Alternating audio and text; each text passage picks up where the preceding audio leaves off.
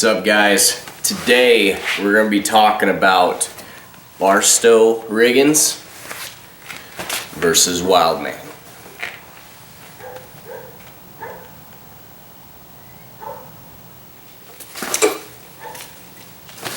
Hey guys, today I'm going to be talking with you about the two different rigging companies. We got Wildman, we got Barstow, and before I get started on comparing these riggins and these companies, I want to let you guys all know that I'm not in any way, shape, or fashion trying to bash any of these companies.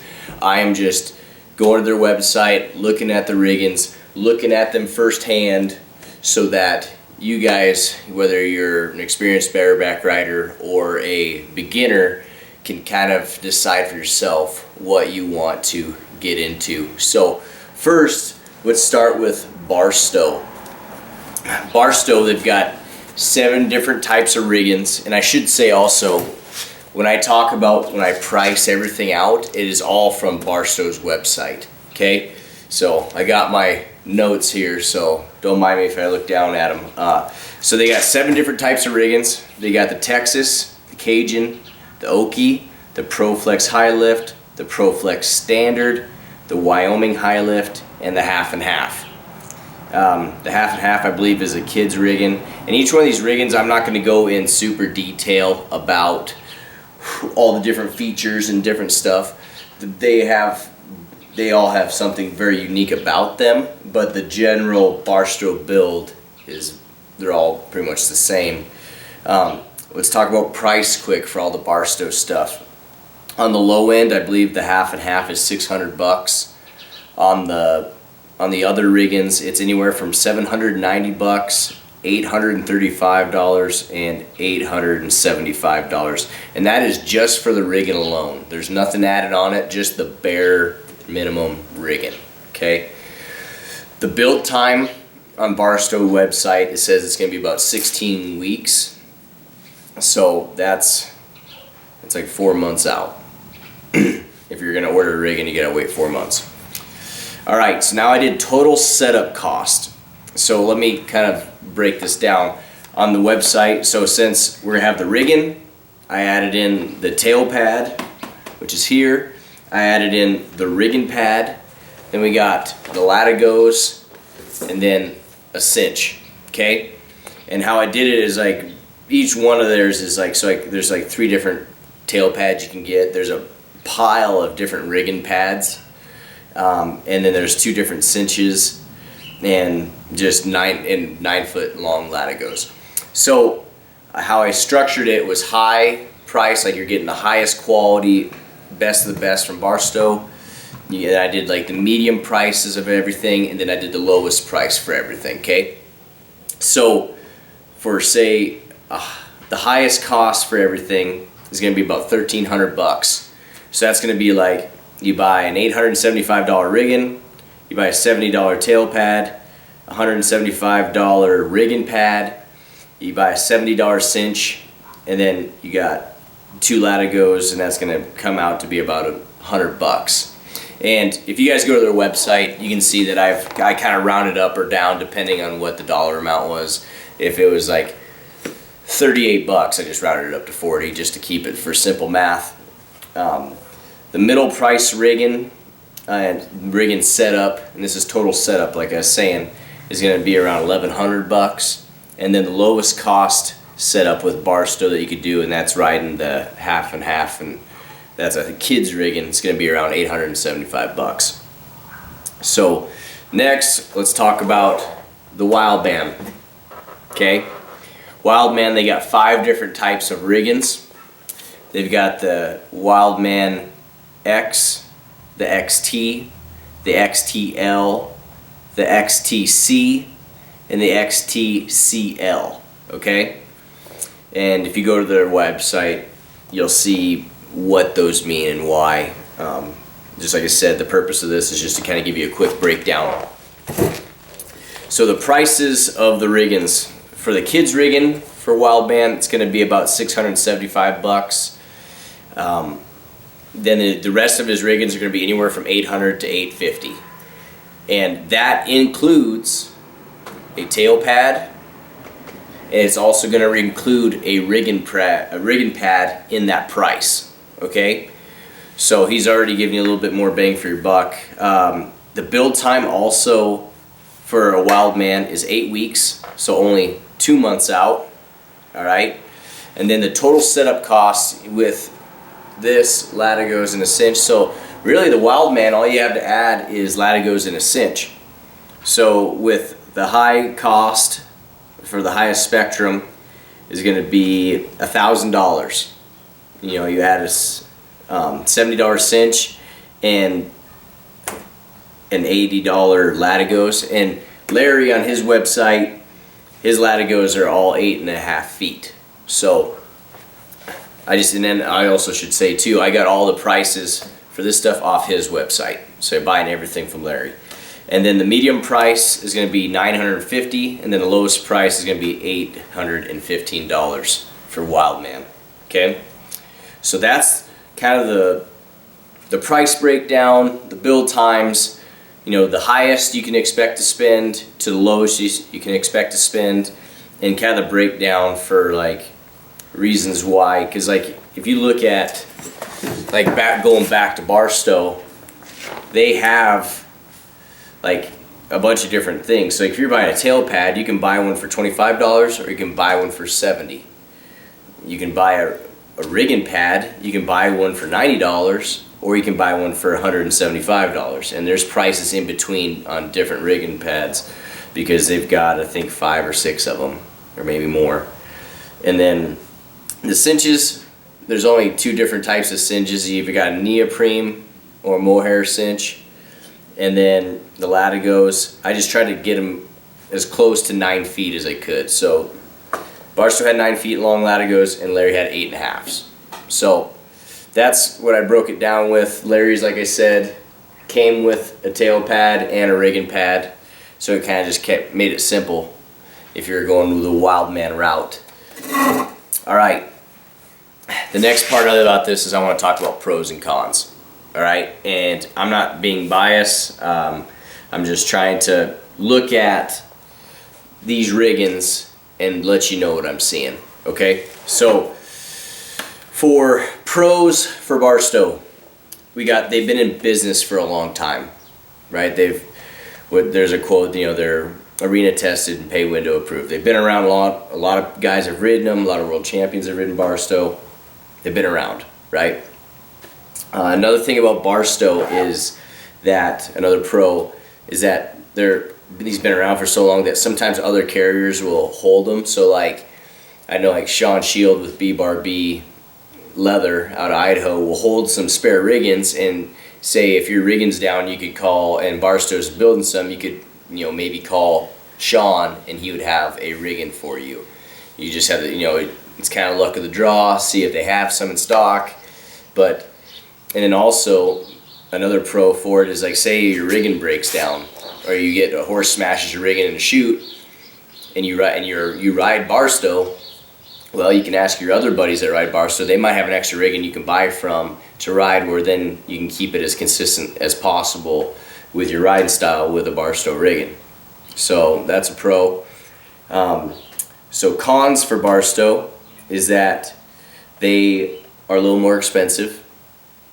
Another con is they take a little bit longer to build. Another thing is the extra setup, you know, having to get, you know, the pad and the tail pad and just the extra little things you have to add on, where say the other guy just adds it on already, it's already included. So, and then another thing too with Barstow's design is that, I don't know if you can see this, they got, I'll stand up here.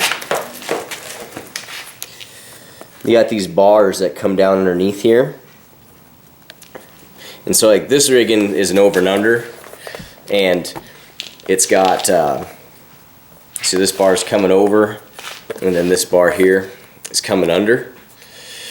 They also make them where this bar will go under, and they just call that 2 bars under, and then this one's just an over and under. But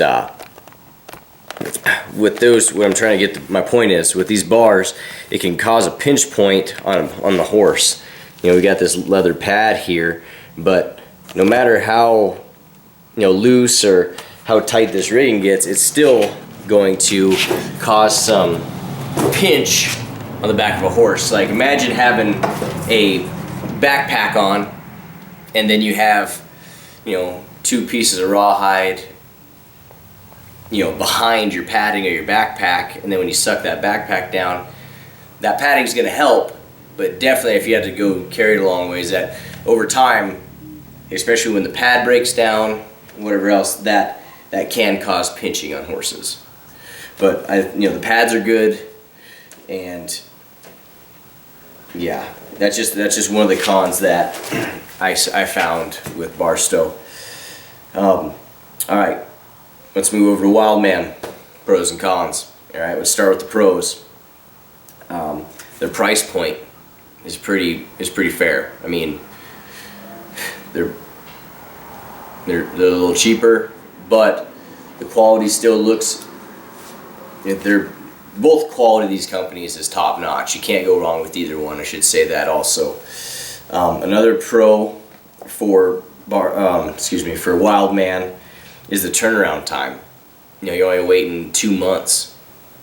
So, and then another thing too about it is they're more animal friendly. These Wildmans don't have bars that go under. It's just flat. So whatever gets whenever you suck this rigging down on the back of a horse, it's just going to be right there behind the withers, and it's got more surface area, so there's going to be less room for pinching on that animal. And also too, Wildman isn't as big of a company as, say, Barstow.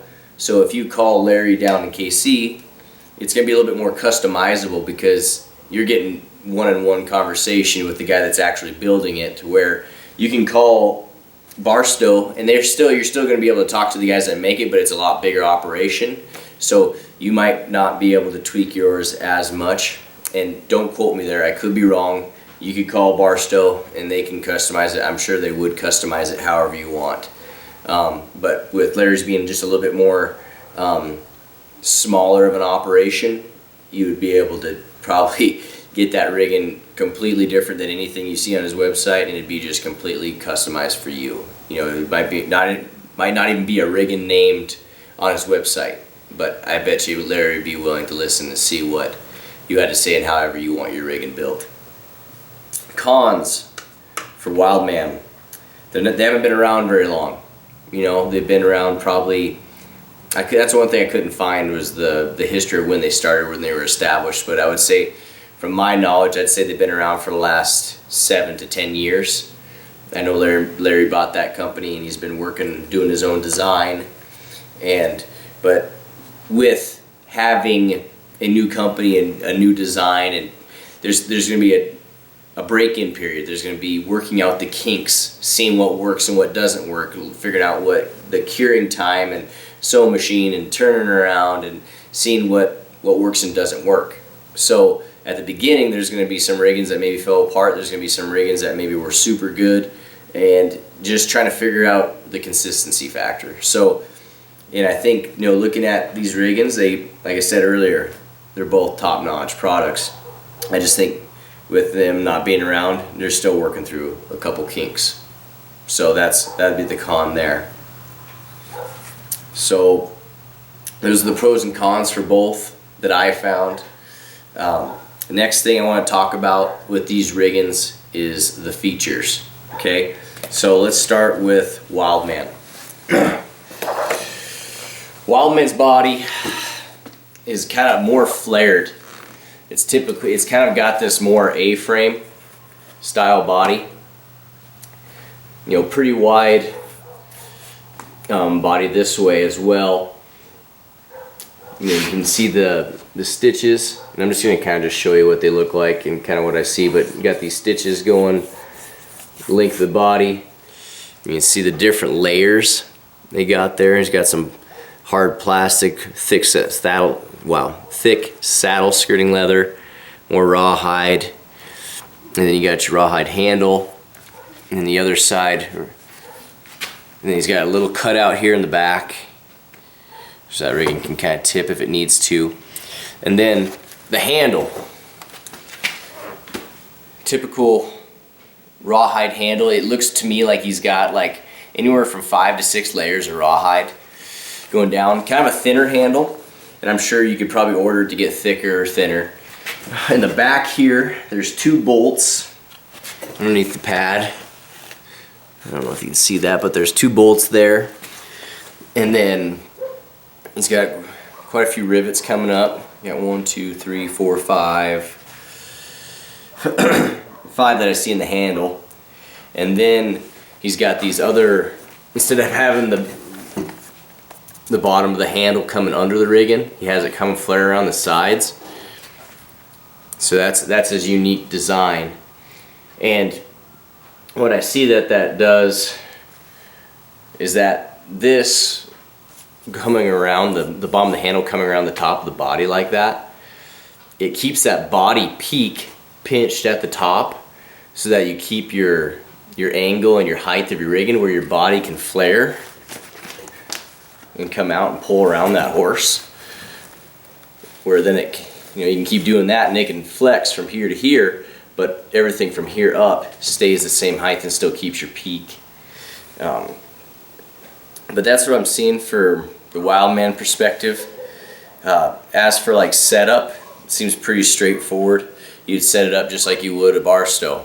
Put your screws in the body, throw your block in, put your leather over the top, put your shims in, put some tape in the front, take some tape out, do whatever you gotta do to get your hand fit. But that's what I'm seeing from the Wildman. This is what they kind of look like up close. And let me check my notes quick, make sure I didn't miss nothing. Features. Yeah, and I really, on all these different Wildmans, like the only thing that I noticed that he changed on his website really about them was that some of the bodies were a little shorter, still had the kind of same A-frame flared out design. So some bodies were short, then he had some that were longer. So he had, what he would do is he'd have like a mid-lift with a short body, a mid-lift with a long body, and then he'd have a high lift with a short body and a high lift with a long body. And then he had his kids rigging. And like I said, you could probably call Larry and change it up however the heck you wanted. So those are the features I'm seeing with the Wildman. The features I'm seeing with the Barstow.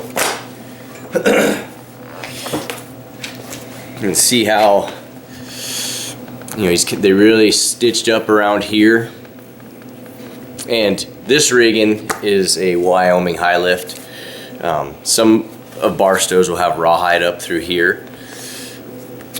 Coming up to the front, you can see they got quite a bit of rawhide up through here.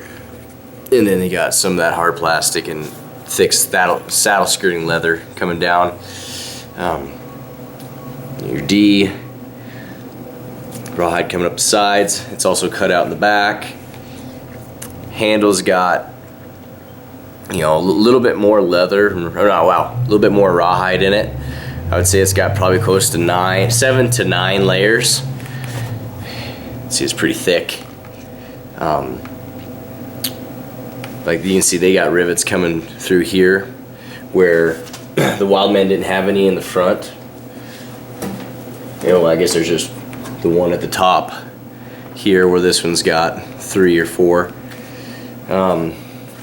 On the bottom, it's got some rawhide underneath there with the bars, but that's kind of what but really all the Barstows and their designs very similar throughout, just different little features where I noticed with Barstow, they'll have some, like the Okie's got a longer body, the Wyoming's got a longer body. The Wyoming has a longer body, but the D-rings are backwards, just for a different effect.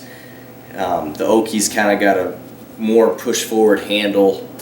The Texas high lift has a small body, push-forward handle, I believe. And go definitely double-check me. This is just coming out of my memory. Cajun's kind of a shorter body. I don't know much about the Cajun. Proflex high lift's a short body, but just a high handle, standard short body, but kind of more of a flatter sitting handle.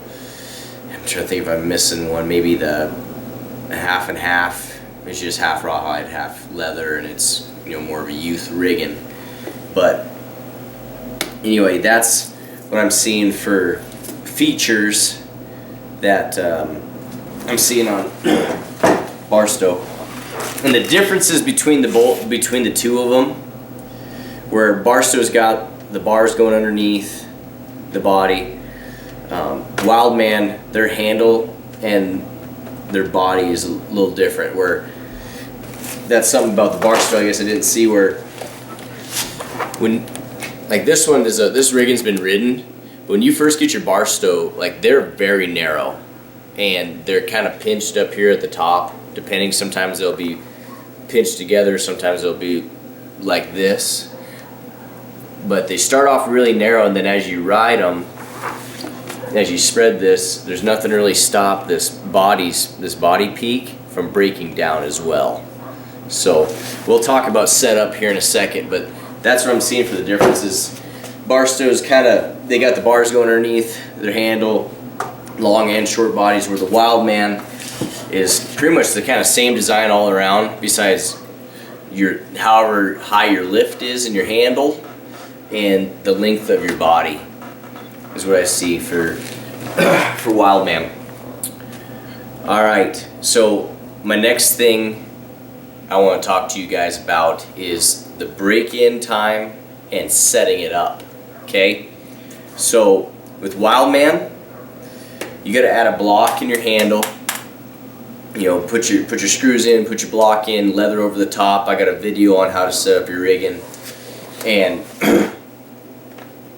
you put that in, fit your glove to your rigging handle and your rigging, add latigos and a cinch. You're ready to go with a Wildman. Put it on the spur board, put it on the bucking machine, put it on a saddle horse. Make sure it pulls good, make sure that it feels comfortable, make sure that you're confident in it. But besides that, you're ready to go. Okay? So that's getting your Wildman in the mail. Throw a block in it, fit your glove, latigo, cinch, get to going. Barstow. When you get your Barstow in the mail, okay, you pull it out of the box, you need to add your pads. So add your tail pad, add your rigging pad. Once you got that, then you need to add your set it up. You got to add your screws, your block, your leather, then fit it. Make sure your glove fits in there. Then you got to also add your latigos and cinch. And then another thing too is that some of these guys will strap the front of their rigging. So some guys will take maybe a metal strap, or take a dog collar, or take like something to keep this body peak from breaking down. Because like I was telling you guys, let me see if I can pull this down a little bit.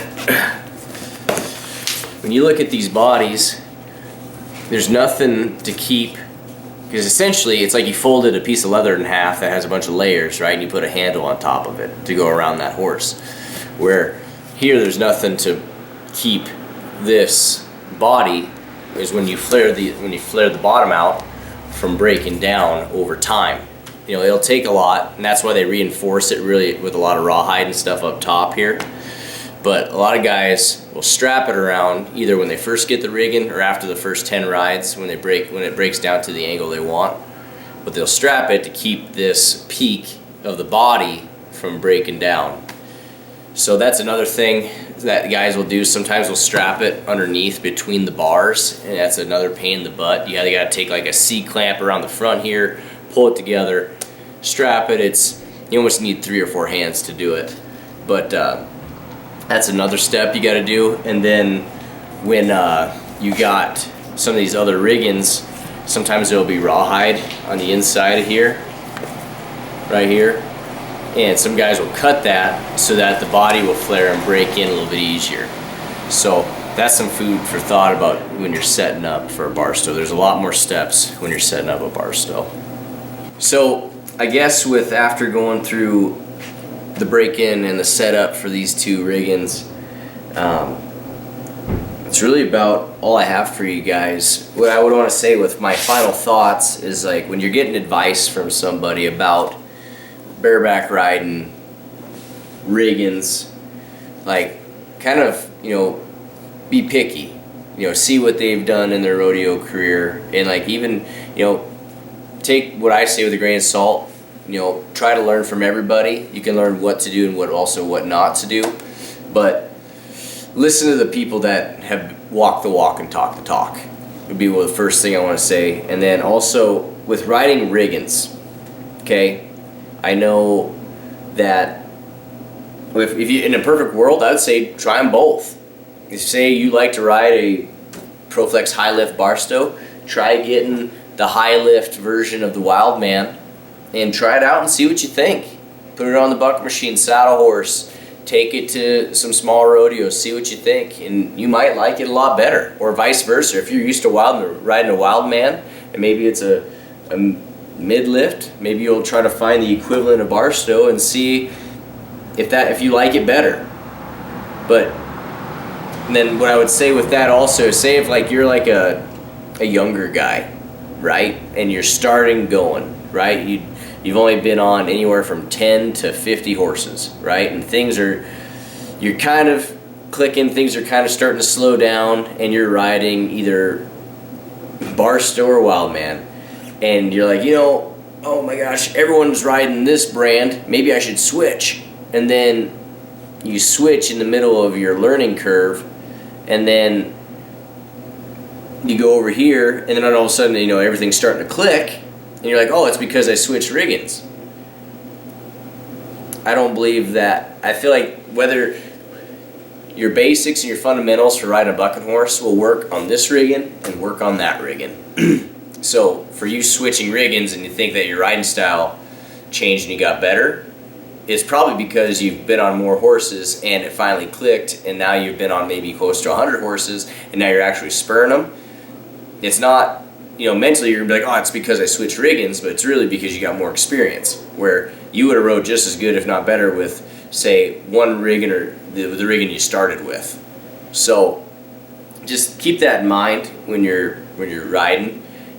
Figure out how to ride, and once you got your basics and your fundamentals on riding a bucking horse, then make your decision about, like, all right, I've been riding this rigging for a while. I see my videos, this is where it's hindering me right here. I don't know why. Would it help if I maybe had a rigging that was a little flatter or a little bit more, picked up?